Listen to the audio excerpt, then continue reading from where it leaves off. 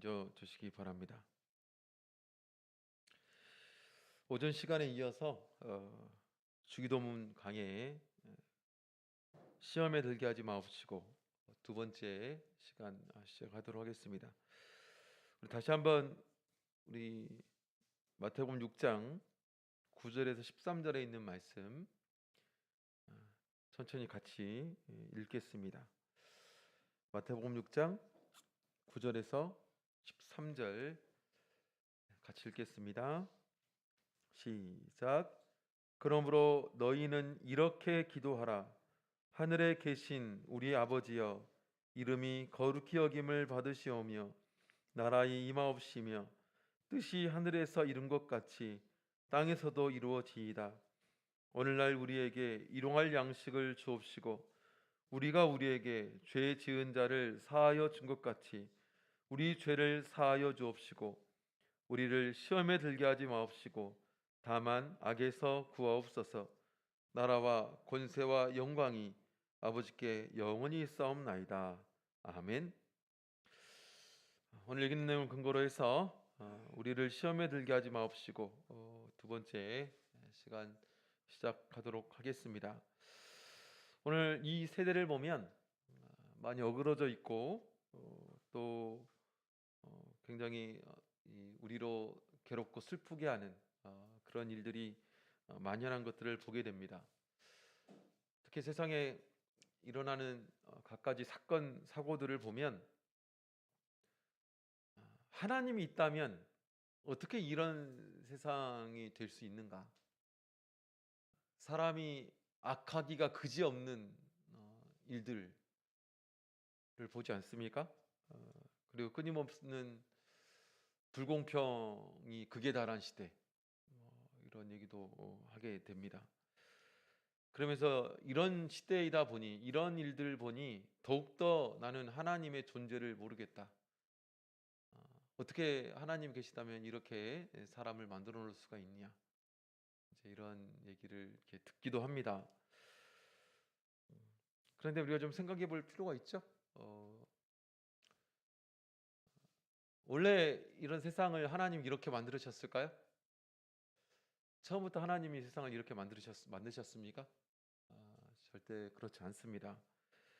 만약 세상이 이렇게 어그러진 걸 바로 이 세상을 만든 창조주 하나님을 탓한다면 그건 큰 이제 오류와 문제가 있는 거죠. 어느 유명한 조각가가 한 나라의 광장에 너무나 아름답고 또 소중한 그런 조각품을 이렇게 만들어 놨습니다. 광장에 수없이 많은 사람들이 지나다니면서 이렇게 아름다운지 이렇게 완전한지 그 작가를 칭송하고 또 그 작품을 보면서 모든 사람이 기뻐하고 즐거워하고 또 좋아했습니다. 근데 그 나라에 전쟁이 났습니다. 전쟁이 나서 비행기가 날아다니고 비행기가 폭격을 하면서 그 조각품을 때려 부셔버렸습니다. 완전 어그러져 때려 부서져 버렸어요. 그래서 전쟁이 끝나고 나서 광장에 나가 보니까 완전히 형체가 어그러져 있는 그런 조각품을 본 거죠. 그러면서 한 시민이 지나가면서 아니, 예?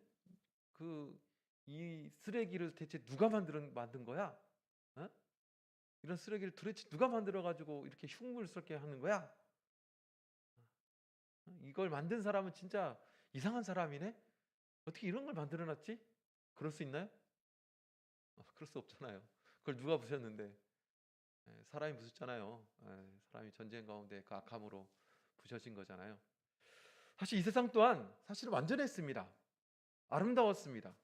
사람 또한 완전했고 아름다웠습니다. 그런데 누가 이것을 이렇게 어그러뜨려 놨나요? 사단이 그렇게 만들어 놓은 겁니다.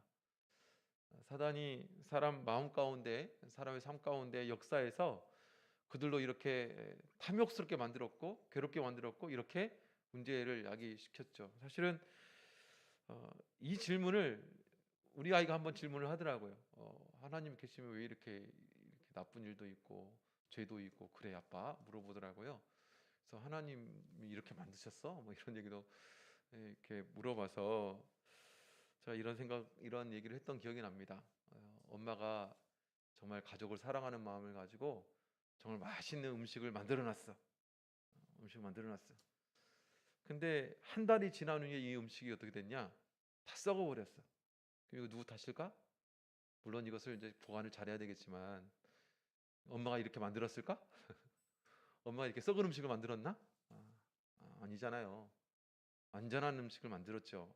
근데 중간에 시간이 지나면서 이게 변질이 되고 썩어져 버렸잖아요. 어떤 공기나 어떤 이런 균이나 이런 걸 통해서 그렇게 되지 않았습니까? 사람도 마찬가지입니다. 원래는 그렇지 않았죠. 이 세상도 원래 그렇지 않았습니다. 바로 사단이 이렇게 만든 거죠. 이렇게 어그러터 놓은 거죠.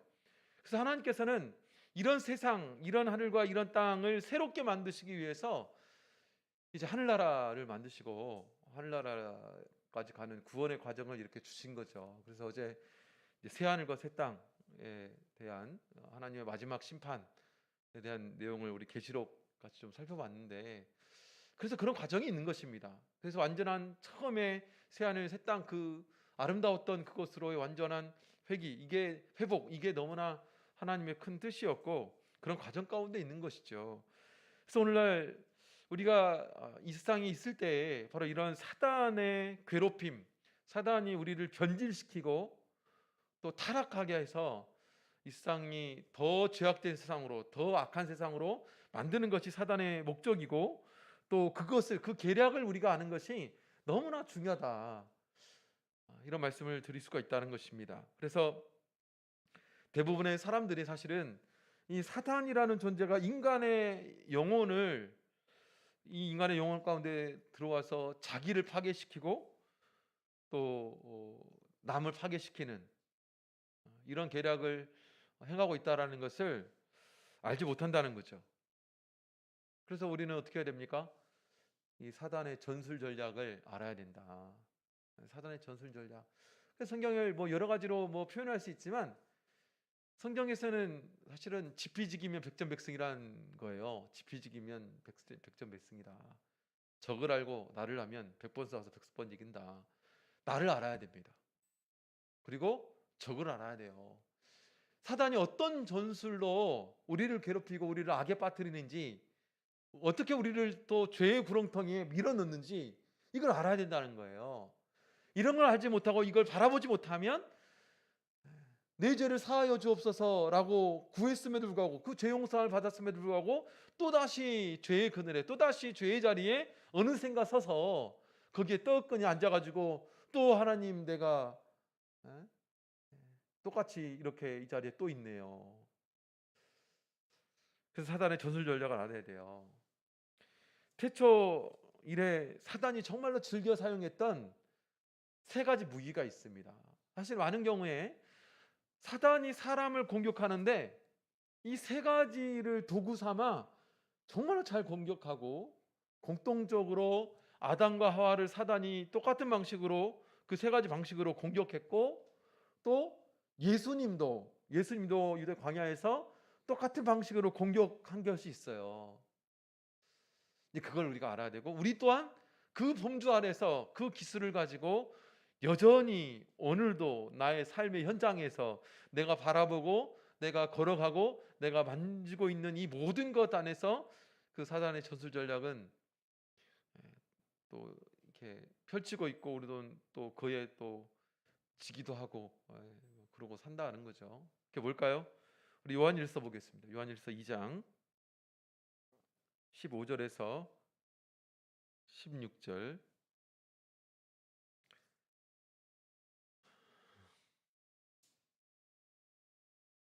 요한일서 2장 15절에서 16절 같이 읽겠습니다. 요한일서 2장 15절 16절 시작. 이 세상이나 세상에 있는 것들을 사랑치 말라. 누구든지 세상을 사랑하면 아버지의 사랑이 그 속에 있지 아니하니, 이는 세상에 있는 모든 것이 육신의 정욕과 안목의 정욕과 이생의 자랑이니 다 아버지께로 쫓아온 것이 아니요 세상으로 쫓아온 것이라. 여기서 세상이라는 것은 바로 아버지의 반대편 사단을 말하는 겁니다. 여기서 이 세상이라는 것은 왜냐하면 아버지가 정해져 있기 때문에 만약 세상이 그냥 우리가 말하는 이 세상이라고 한다면 이제 아버지께로 쫓아온 것이 아니오가 아니라 천국으로부터 쫓아온 것이 아니오 이렇게 돼야 되는 거죠. 그래서 아버지께로 쫓아온 것 그 반대 바로 사단으로 온 것이다. 사단이 이 세상을 사는 우리들에게 즐겨 사용하는 것 또 만연해 있는 것이 뭐냐? 이 세 가지를 말씀해 주고 있어요. 육신의 정욕과 안목의 정욕과 이생의 자랑. 그래서 아담과 하와가 에덴 동산에서 선악을 알게 하는 나무로 인해서 사단이 그것을 이용해 가지고 유혹하잖아요. 그래서 그 미혹에 걸려들어서 바로 아담과 하와가 선악을 알게 하는 나무, 미혹된 다음에 본 선악을 알게 하는 나무와 미혹하기 전에 선악을 알게 하는 나무는 완전히 달랐어요. 미혹하기 전에는 하나님께서 분명히 이것을 먹으면 정령 죽는다라고 하는 하나님의 명령이고 하나님과 우리 관계에 절대 지켜야 되는 선, 이걸로 여겼던 이 선악을 알게 하는 나무가 보니 어느샌가 먹음직하고 보암직하고 지혜롭게 할 만큼 탐스러웠다 이렇게 되어 있습니다. 먹음직하고 보암직하고 지혜롭게 할 만큼 탐스러웠다. 원래 이제 어떤 분들이 그런 얘기를 해요. 에덴 동산에 그 먹을 것을 많이 안 줘가지고 왜 선악을 알게 나무를 딱 중앙에 놓아가지고 그렇게 하냐고. 근데 그렇지 않습니다. 이 에덴 동산에는요 각종의 이 먹을 실과들이 널려 있었어요. 널려 있었어요. 부족함이 없는 곳이었어요. 그곳은. 그래서 그때 당시에는 인간은 영원히 살았잖아요. 모든 자연 조건이 만족되는 곳이었고, 그래서 절대 일도 오늘날처럼 괴롭게 일하는 게 아니라 거기서는 즐거움으로 일했던, 정말 모든 즐거움으로. 여기 보면 실과고 저기 보면 실과 따서 먹으면 돼요. 더구나 중앙에 이 선악을 알게 나무뿐만 아니라 생명나무도 있었어요. 생명나무 그거 먹으면 계속 사는 거예요. 그래서 하나님께서는 그거 따먹고 계속해서 영원히 살 수 있도록. 그래서 아담과 하와가 범죄한 이후에 에덴 동산에 쫓겨난 이유는 그 생명나무 가지를 먹을까 해서 쫓겨났다고 말씀해주고 있잖아요. 그걸 먹으면 계속 사니까. 그런 곳이었어요. 널려 있었어요. 그래서 선악을 알게 하는 나무도 굳이 그거 따먹을 필요가 없는 거예요. 왜냐하면 더 많은 것들이 있었으니까, 더 맛있는 것이 있었으니까. 그런데 사단이 아담과 하와를 미혹한 이후에 그 선악을 알게 하는 나무가 어떻게 보이기 시작했냐? 먹음직하고 보암직하고 지혜롭게 할 만큼 탐스럽게 변하는 거죠. 참 먹고 싶은 막 욕망이 생기는 거예요. 먹고 싶은 욕망. 몸이 막 반응을 하는 거죠. 먹고 싶어가지고 막 보니까 입에서 군침이 막 툭툭 떨어져요. 그 전에는 그렇지도 않았는데 입에서 군침이 막 몸이 반응하죠. 몸이 반응하는 거잖아요. 군침 툭툭 떨어져요. 예전에는 그렇지 않았는데 저거 도대체 무슨 맛일까? 왜 이렇게 맛있어 보이지? 이 세상에 수없이 많이 널려 있는 것이 있음에도 불구하고 그게 눈에 차지 않아? 저게 더 맛있어 보여요. 막 옆에 생명나무가 있는데 여러분 생명나무 상상해 보세요. 생명나무가 있다고 생각해 보세요.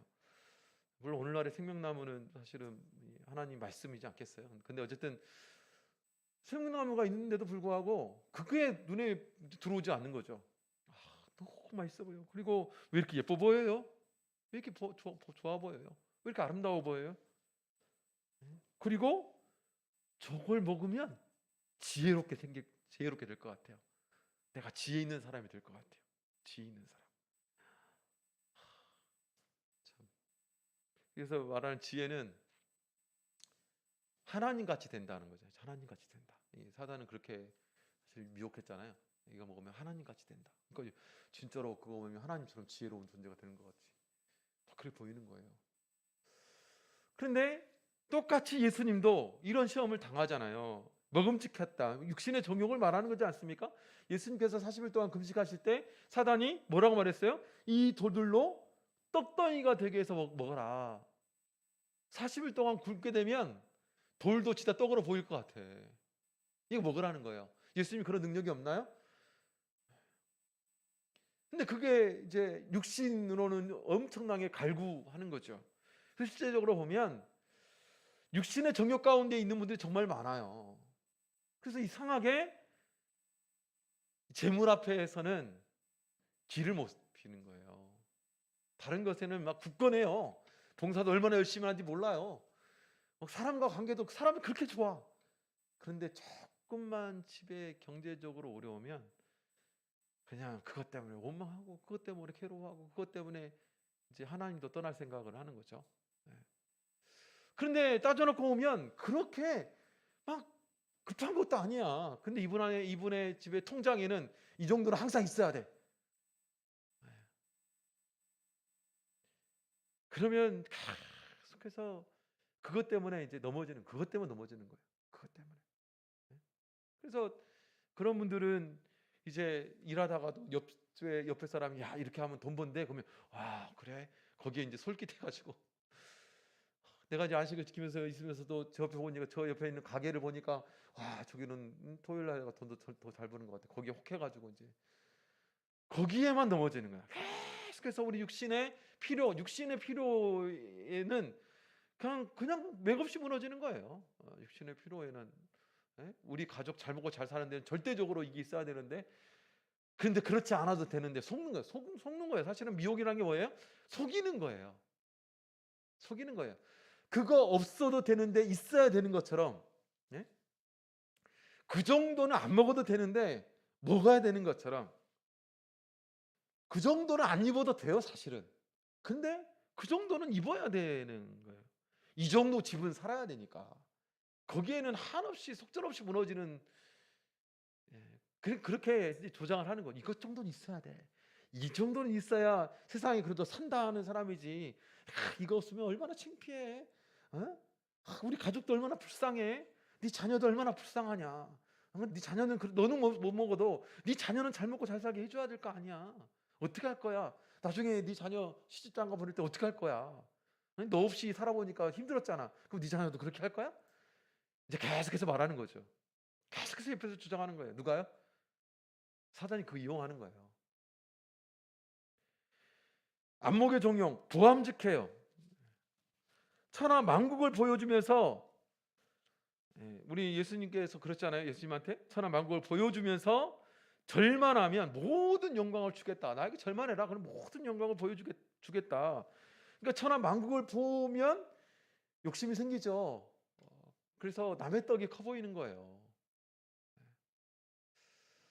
그래서 우리가 보이는 것에 왜 이렇게 의식하며 살아가는지 몰라요.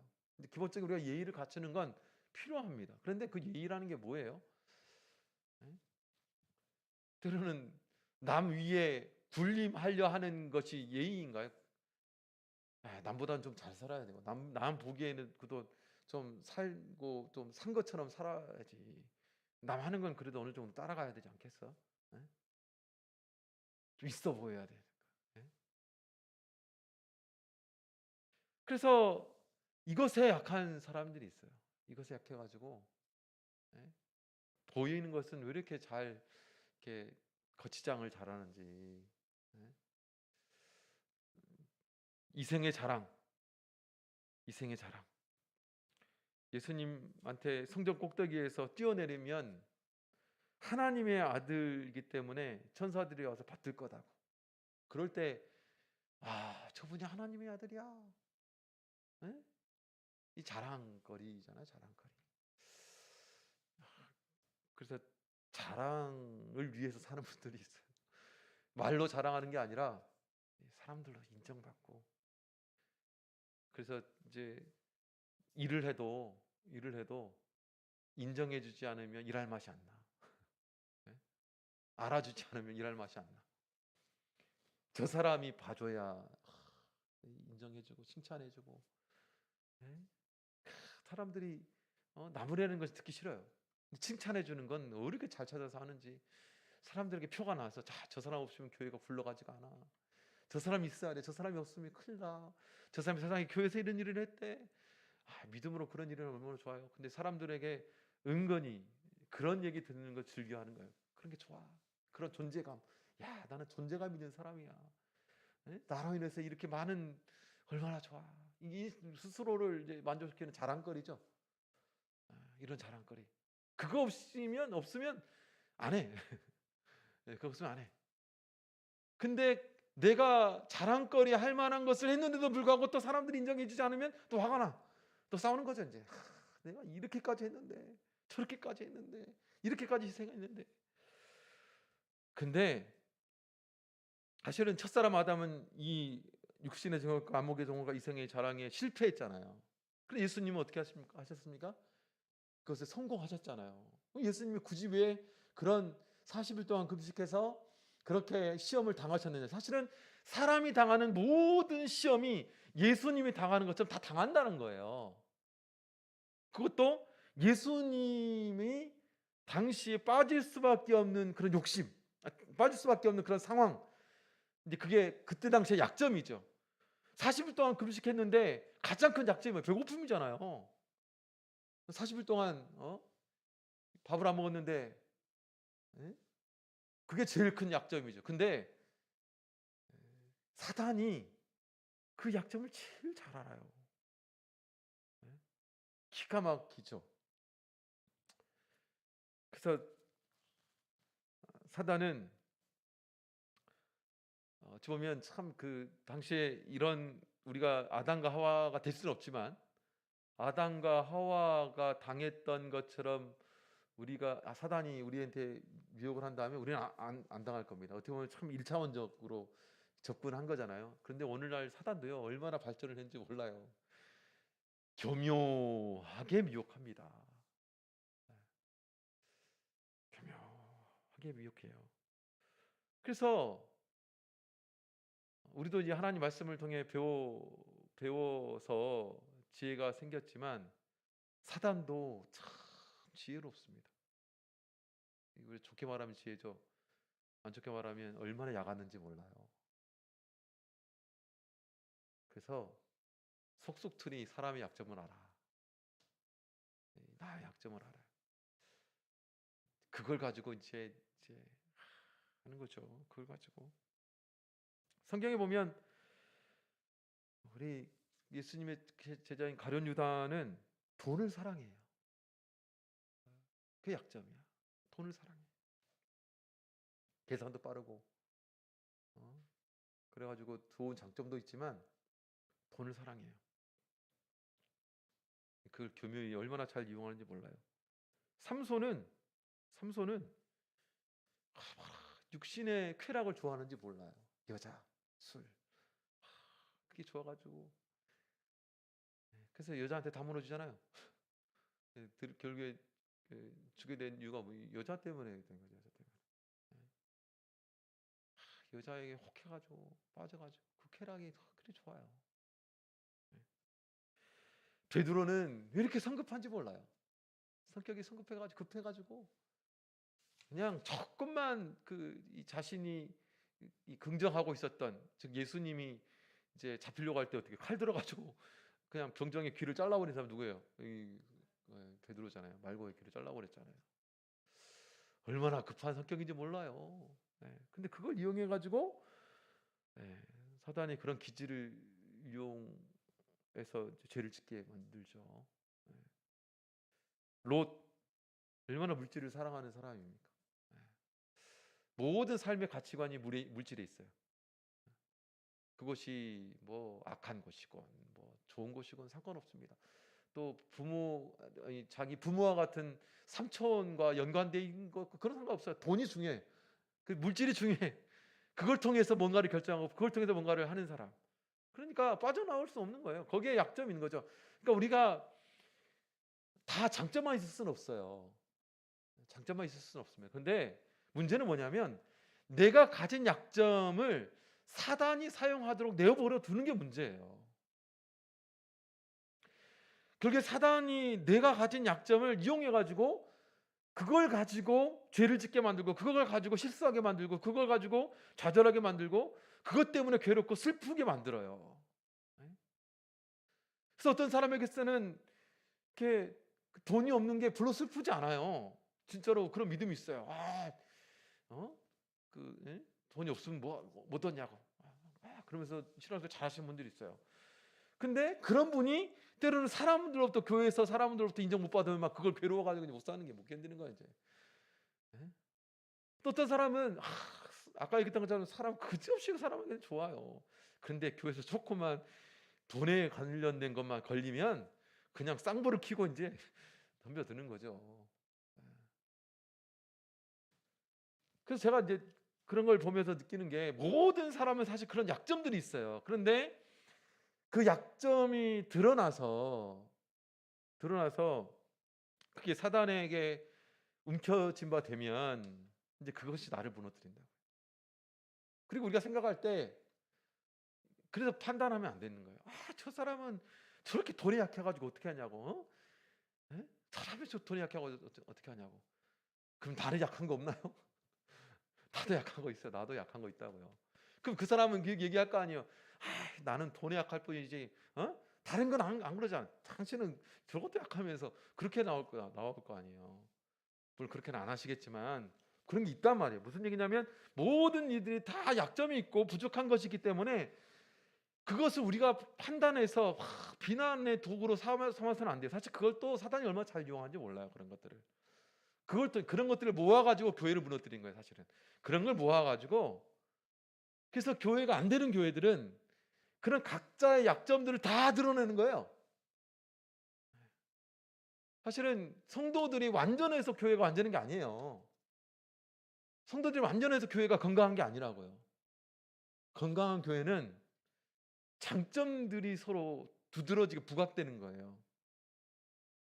그렇기 때문에 약점이 안 보여요. 사단이 잘하는 게 뭐냐? 그런 약점들을 이제 드러내는 걸 좋아하고 그 틈을 사용해요.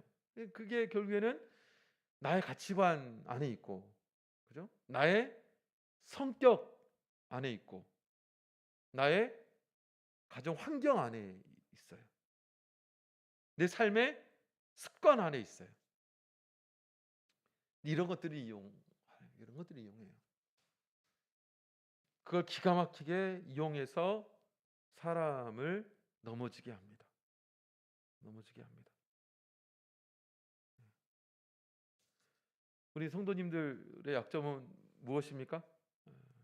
바로 우리들의 약점을 통해서 사단이 찾아온다는 사실, 그거 잊지 마시기 바랍니다. 야고보서 1장 14절에 보면 오직 각 사람이 시험을 받는 것은 자기 욕심에 끌려 미혹됨이니, 이렇게 말씀하고 있어요. 결국에는 사단이 아무것도 없는 사람을 죄짓게 만들자. 그래서 죄는 갑작스런 죄는 없어요. 우발적인 죄는 없어요. 사실은 내재되어 있던 것을 사단이 이용해서 그걸 드러내게 할 뿐이에요.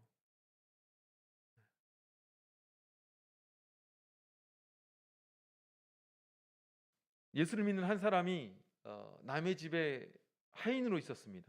하루는 주인이 하인을 조롱하기를, 나는 예수 믿지 않아도 아무 시험도 없이 잘만 사는데 너는 예수를 믿는데도 왜 그렇게 늘 어려운 시험을 당하냐.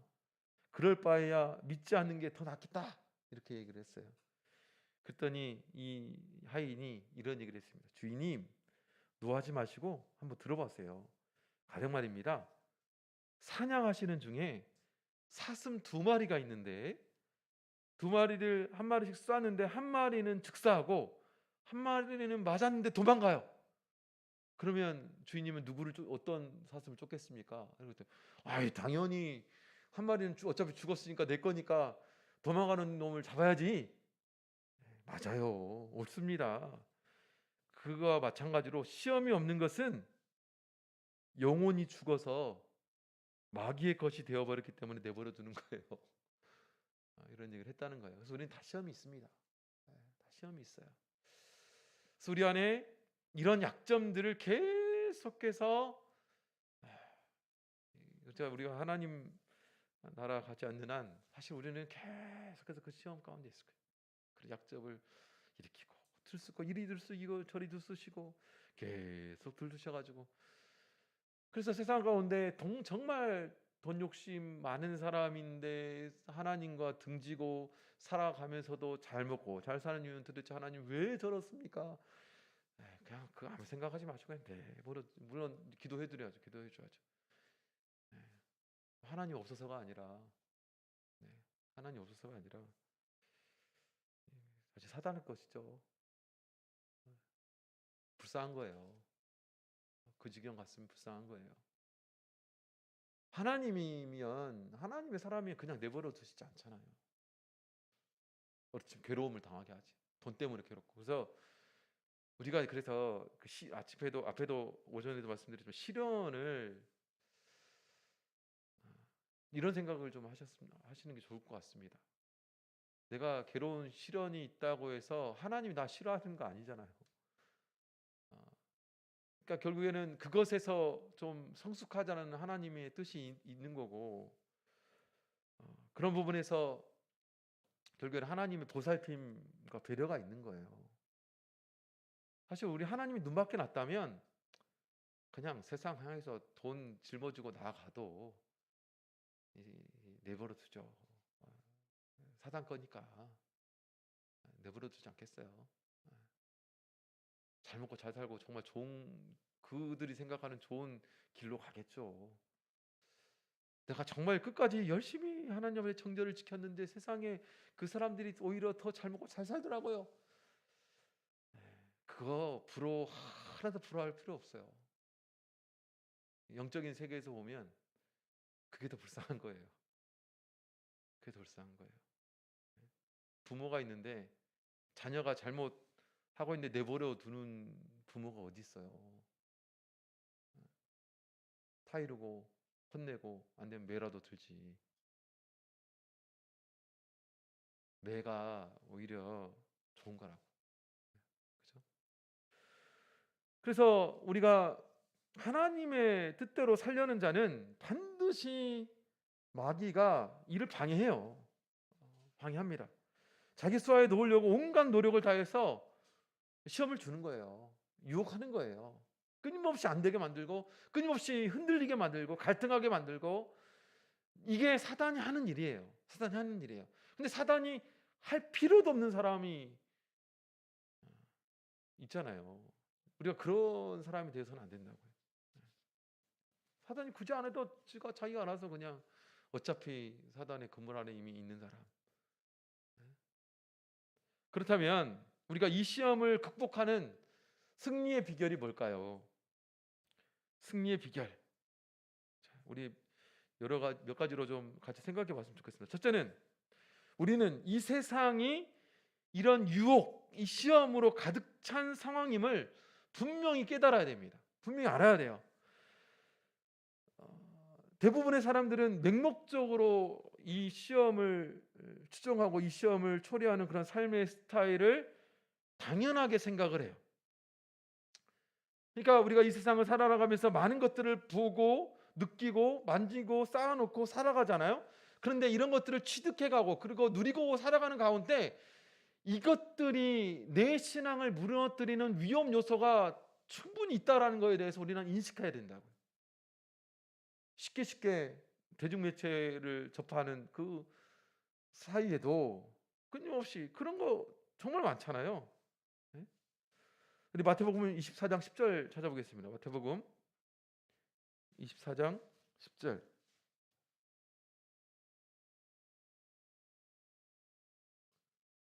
마태복음 24장 10절. 마태복음 24장 25장에 보면 말세에 일어날 현상에 대해서 말씀해 주는 내용이 기록되어 있죠. 마태복음 24장 10절 같이 읽겠습니다. 마태복음 24장 10절 시작. 그때에 많은 사람이 시험에 빠져 서로 잡아주고 서로 미워하겠으며. 많은 사람이 시험에 빠져요. 오늘날 더 그렇죠. 가치관도 혼란스럽고 삶을 사는 방식도 다양하고 돈을 버는 방법도 정말 다양해졌고 인생의 행복이 무엇인가 하는 그런 주장들도 다 다릅니다. 이 완전한 혼란기 같아요. 그렇죠, 보면. 그래서 때로는 우리가 잘못하면 그런 사람들이 말하고 사람들이 사는 방식을 보면서 우리도 그냥 아무 생각 없이 따라가는 거예요. 아무 생각 없이 그들이 사는 대로 우리도 살아야 되는 것처럼, 그들이 가지고 있다고 나도 가지고 있어야 되는 것처럼, 그들이 사는 방식 곧 내가 살아야 되는 방식처럼, 그들이 사는 삶의 행복의 기준이 곧 내가 추구해야 되는 기준처럼, 저런 게 행복이야 라고 말하는 그런 것들이 곧 나도 저게 행복이구나 그러면서 쫓아가요. 사실은 도처에 세상이 말세가 가까워지면 가까워질수록 이런 걸 흔들어 놓습니다. 계속 흔들어 놔요. 혼란스러워. 뭐가 맞는 거지? 그렇잖아요. 돈을 버는 방식은 또 점점 시대에 가면서 달라지는 것 같아요. 요즘도 뭐 그렇죠. 요즘 이슈가 되는 것들도 많잖아요. 뭐 그것 때문에 문제도 생기고 있지만 부동산 문제나 뭐 주식 문제나 뭐 이런 것들 다 포함해서 그렇죠. 그래서 그렇잖아요. 그런 방법으로 돈 안 버는 것이 바보 같다고. 그래서 가끔 이제 제가 옳다라는 게 아니라 제가 이제 저축을 해놓는다 그러면 왜 그거 썩혀놓냐고 그래요. 왜 썩혀놓냐고, 왜 묵혀놓냐고. 어? 이자도 안 되는데. 이제 그런 거죠. 예. 완전히 이상해요. 근데 그래서 그러니까 잘 생각해야 돼요. 그러니까 이것이 우리 신앙에서 하나님께서 원하시는 것이 무엇인지를 발견하는 게 너무 중요하고, 우리는 그것을 기준으로 삼아서 삶의 방식을 선택합니다. 돈을 버는 방식을 선택해요. 행복의 기준을 결정합니다. 그렇죠? 그거 가지고 살아가는 사람들이잖아요. 그래서 우리가 먼저 알아야 되는 것은 끊임없이 그것을 흔들어 놓는 세상의 유혹이 도처에 있다라는 것을 항상 인식해야 돼요. 그렇지 않으면 무방비. 예? 어느샌가 나도 모르게 그냥 세상 사람 돼 있는 거예요. 예? 돈 버는 방식이나 뭐 행복을 추구하는 방식이나 삶의 양식이나, 예? 뭐가 의미 있는 삶인지 의미 없는 삶인지 구분 못하고 그냥 살아가는 거죠. 두 번째 우리가 생각해 볼 수 있는 것은 스스로 이 시험에 대한 경각심을 가져야 됩니다. 한마디로 시험을 두려워해야 돼요. 그러니까 사단은 적어도 나보다 지혜로워요.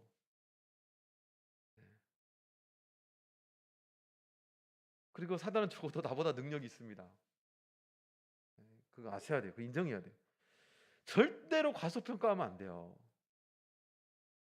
그러니까 예수님께서는 이런 시험이 기도 없이는 결코 통과할 수 없을 만큼 심각한 거다. 그래서 예수님이 주기도문 가운데에 이걸 넣으셨어요. 나로 시험에 들게 하지 마옵시고 다만 악에서 구하옵소서. 그러니까 이것이 얼마나 두려운 것인지 매번 너희는 이렇게 기도해라.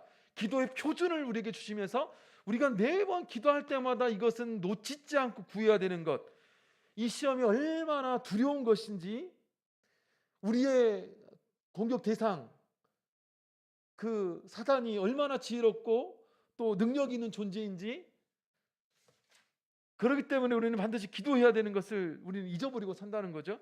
그래서 예수님께서는 요한복음 17장 15절에 보면 이렇게 말씀하고 있습니다. 내가 비옵는 것은 저희를 세상에서 데려가시기를 위함이 아니요 오직 악에 빠지지 않게 도전하시기를 위함이니이다.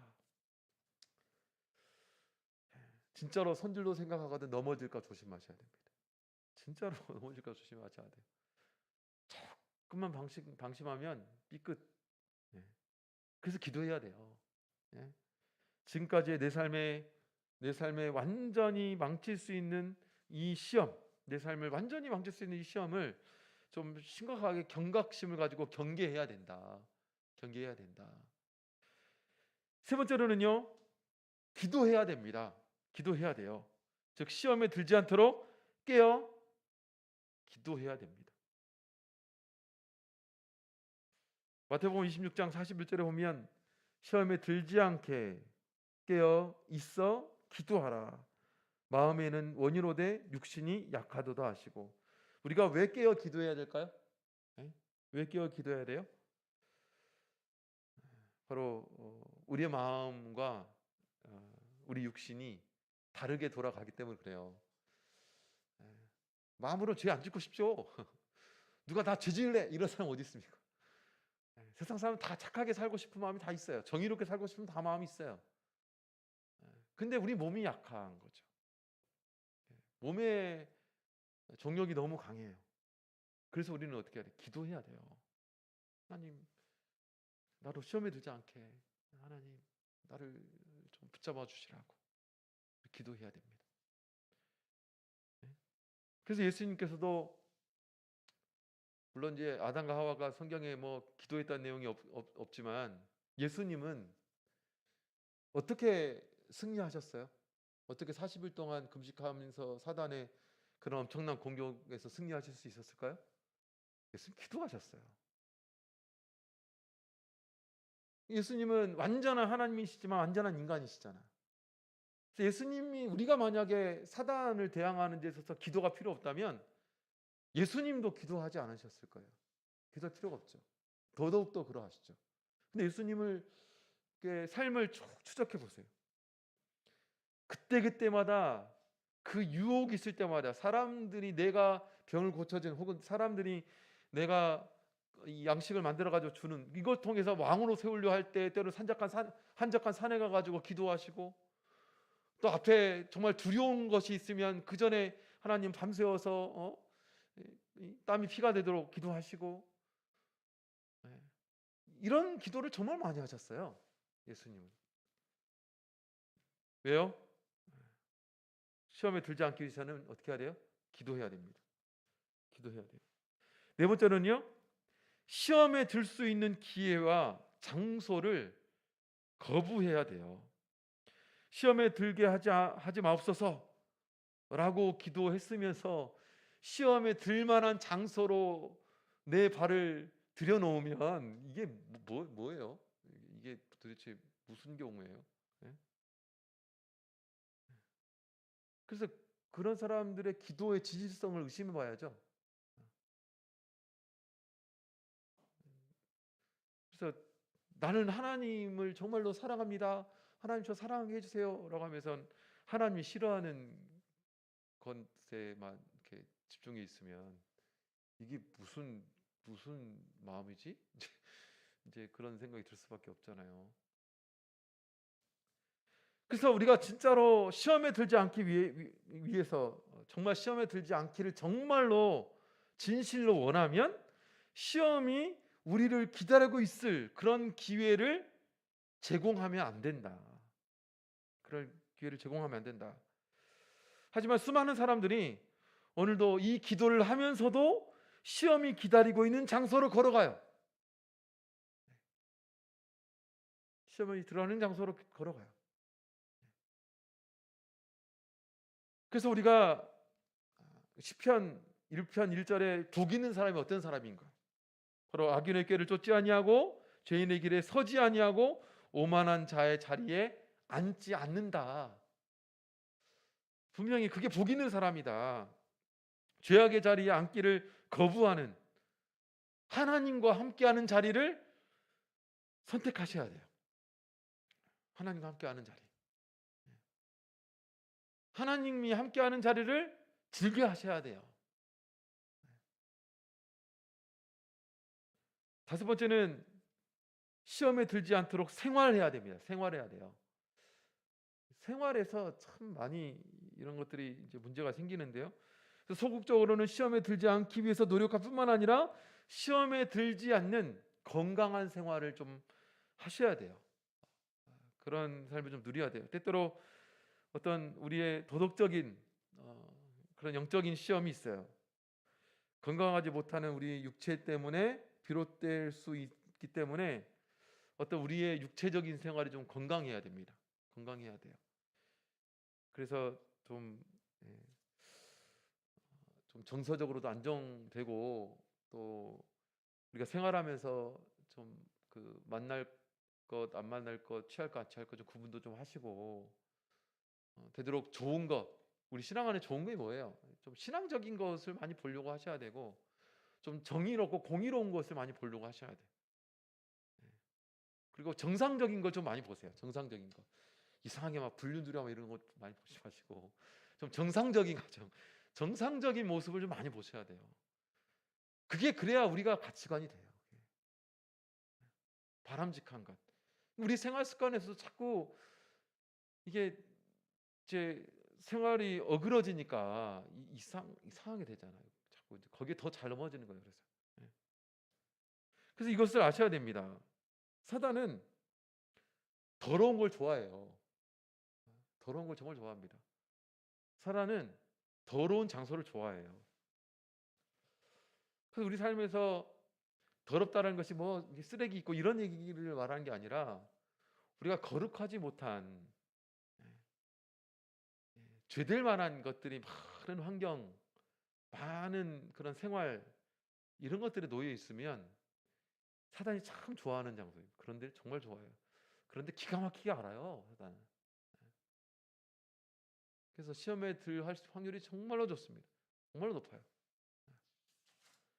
마지막으로 시험을 극복하기 위해서 가장 강조하지 않을 수 없는 사실, 나를 의지하지 말라. 나를 의지하다가 넘어진 사람 정말로 많습니다. 우리는 얼마나 연약한 사람인가, 나는 얼마나 연약한 사람인가를 깨달아야 돼요. 그래야 예수님 앞에 나와서 예수님께 의지를 합니다. 우리의 의지와 결단들이 정말 스포로 돌아가는 그런 일들이 정말 많잖아요. 왜 우리의 의지와 결단들이 스포로 돌아가는가? 왜냐하면 나를 의지하니까 그래요. 나만 의지하니까. 우리가 의지를 가지는 거 중요합니다. 그런데 우리가 절대적으로 무엇을 의지해야 내 의지도 이루어지는가를 아는가? 바로 하나님을 의지할 줄 알아야 됩니다. 그래서 성경은 술 취하지 말라, 오직 성령의 충만함을 받으라, 이렇게 말씀해주고 있잖아요. 성령의 충만함. 그래서 술 취함과 성령의 충만함이 비슷한 게 뭐냐면 자기 의지대로 안 되는 겁니다. 술 취해도 자기 의지대로 안 되잖아요. 자기 의지대로 안 되고 막 거의 뭐, 이제 성령에 취한다는 것은 뭐냐면 내 의지로 사는 게 아니라 성령의 의지로 산다는 거예요. 하나님의 의지로 산다는 거잖아요. 그것에 의지하고 살아야 돼요. 그것에 힘이 있고 그것에 능력이 있습니다. 그러면 내 삶에 많은 것들을 맡기셔야 돼요. 하나님께 맡기셔야 돼요. 그게 정말로 중요하고 그게 정말로 필요하다. 그럴 때 비로소 우리는 사단으로부터 승리할 수 있다. 다만 악에서 구하옵소서. 구하옵소서라는 말은 풀어버리다, 뭐 해방하다, 뭐 이런 뜻을 가지고 있습니다. 어떤 것에 묶여 있는 것을 이렇게 구해내서 풀어주는, 자유를 주는 이런 의미를 가지고 있어요. 한번 더, 이 세상에 많은 억압이 있습니다. 사실은 신앙 하나님 믿는다는 게 억압이다라고 말하는 분들이 있어요. 그런데 그렇지 않아요. 세상의 억압들에 얼마나 많은 사람들이 칭칭 매였는지 몰라요. 그래서 돈 없으면 죽을 것 같잖아요. 돈 없으면 죽을 것 같아요. 그것에 얽매여 살아가는 거죠. 그것에 얽매여 살아가는 거죠. 육신의 정욕과 안목의 정욕과 이생의 자랑. 사실은 그것은 우리를 얽매는 바로 사단의 정말 꽁꽁 매어진 밧줄과도 같은 것입니다. 그래서 하나님께 그런 악에서 우리를 풀어달라고, 우리를 구해달라고 기도하는 거예요. 그것이 매번 우리가 하나님께 기도할 때마다 그런 기도를 하라고 예수님이 말씀해주고 있고, 또 우리 또한 그런 기도를 할 줄 알아야 되겠습니다. 그토록 이 주기도문을 다시 한번 잘 생각하면서 우리를 시험에 들게 하지 마옵시고 다만 악에서 구하옵소서라고 하는 이 기도에 우리의 간절함이 좀 들어갔으면 좋겠습니다. 저로 그런 기도를 삶을 통해서 날마다 좀 승리하는 그런 신앙의 사람이 되시기를 간절히 원합니다. 같이 기도하겠습니다. 오늘 들으신 말씀 생각하시면서 성령 의지해서 기도하겠습니다. 안수 원하시는 분들 앞에 나와서 안수 받으시기 바라고요. 앞줄에 쭉 앉으시면 혹은 끝줄에 앉아 계시면 제가 안수해 드리도록 하겠습니다. 같이 성령 의지해서 기도하겠습니다.